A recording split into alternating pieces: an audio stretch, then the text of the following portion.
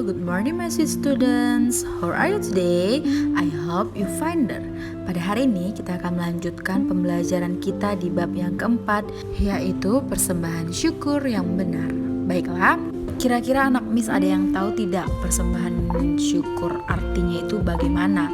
Nah, yang pertama arti persembahan syukur. Persembahan berasal dari kata dasar sembah, oke? Sembah. Nah, yang berarti suatu yang diberikan kepada yang disembah atau yang dihormati. Persembahan tidak harus dalam bentuk uang, tetapi dapat berupa benda-benda lain yang dianggap pantas untuk dijadikan persembahan. Nah, di Alkitab ada beberapa contoh tokoh Alkitab yang memberikan persembahan syukurnya kepada Tuhan.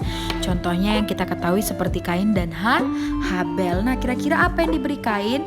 Yaitu Kain memberikan persembahan dari hasil ladangnya. Nah, sementara Habel memberikan persembahan dari hasil ternaknya. Dan akan tetapi Allah hanya menerima persembahan Habel karena Allah melihat isi hati mereka. Nah, selain itu ada juga janda miskin memberikan uang 1 keping ya.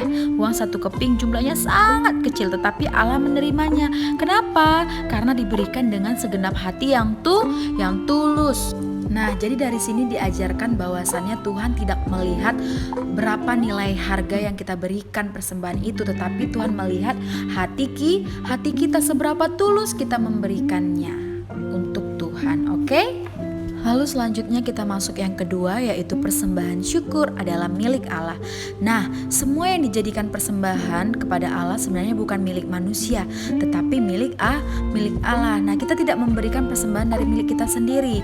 Manusia tidak memiliki apapun di dunia ini, semua milik Allah yang kita terima, baik melalui hasil panen atau penghasilan dalam pekerjaan sehari-hari. Nah, kira-kira kita memberikan kolekte atau persembahan ke gereja yang sering suruh, apakah itu terlihat bahwa Allah itu miskin? Tidak, tetapi Tuhan mau melihat seberapa bentuk syukurnya umatnya karena telah diberikan berkat daripada Tuhan, dan bagaimana wujud syukur kita kepada Tuhan dengan cara memberikan persembahan kepada Tuhan. Jadi memberikan persembahan syukur adalah tindakan mengembalikan apa yang sebenarnya menjadi milik Allah yang ada dalam kehidupan manusia. Itu sebabnya kita wajib memberikan persembahan ucapan syukur kepada Tuhan. Selanjutnya kita masuk yang ketiga, yaitu hati bersyukur. Nah, jadi pada zaman dahulu itu orang Yahudi memberikan persembahan syukur mereka melalui korban bakaran seperti Kain dan Habel, ya kan? Nah, lalu mereka memberikan persembahan buah sulung dari semua hasil panen ternaknya. Persembahan dibawa ke bait suci dan dikuburkan oleh para imam sebagai perwakilan umat kepada Allah. Jadi yang boleh menghadap kepada Allah itu dulu adalah para imam. Saat ini umumnya orang Kristen tidak lagi membawa hasil panen atau ternaknya ke gereja. Nah, persembahan syukur biasanya diberikan dalam bentuk uang atau barang tertentu tuh. Seperti kita memberikan korban persembahan kepada Tuhan, ya kan, berupa uang. Nah, orang Kristen memberikan persembahan syukur karena memahami bahwa hidupnya adalah milik Allah.